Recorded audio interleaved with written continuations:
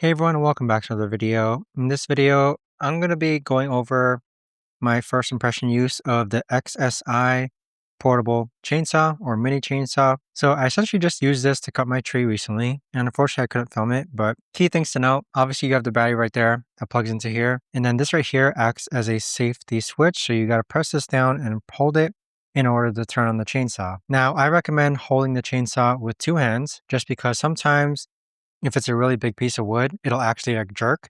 So holding it with two hands, making sure that the blade faces downward so that no debris comes out towards you, and also making sure that you use eyewear in case something attacks or goes towards your eye. In addition to that, I'd say that this did a really good job of cutting my current tree. It was actually able to go through one of the main trunks. I do plan on keeping this as a staple just because we do have to kind of trim our trees sometimes. But overall, I've had no problems with it whatsoever. And I do want to thank XSI for actually gifting this to me just because it's going to become a staple when it comes to cutting our branches on our tree and such. So no problems.